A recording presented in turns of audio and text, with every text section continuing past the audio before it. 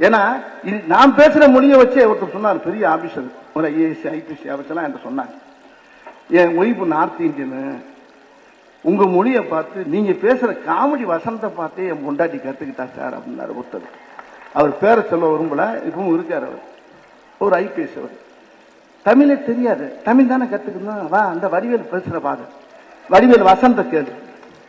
மூர்ரா வாய எங்க சொல்லு பொண்டாட்டியா, எங்க நீ சொல்லு. மூர்ரா மூர்ரா வாய, மூர்ரா வாய, மூர்ரா மூர்ரா ஓய, ஓயல்ல வாய, மூர்ரா வாய.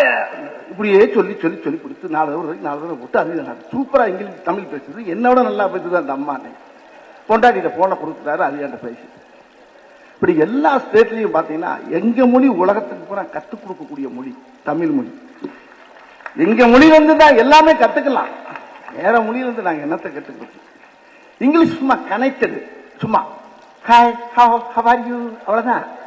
அது என்ன இருக்கு, அது வேற எதுக்கு யூஸ் ஆகுங்க, நம்ம அதுக்கு யூஸ் ஆகும் போயிடும்.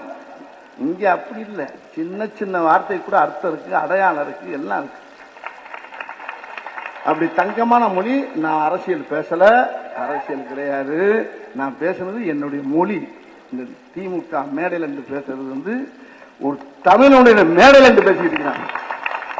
இது திமுக மேடை மட்டும் இல்ல, தமிழுடைய மேடை, தமிழ்நாட்டுடைய மேடை. இந்த மேடை நான் யாரையுமே குறை சொல்ல, என்னை பத்தி நீ என்ன வேணாலும் கமெண்ட் பண்ணுங்க, என்ன வேணாலும் பண்ணிக்கீங்க, ஆனா அது கிடையாது.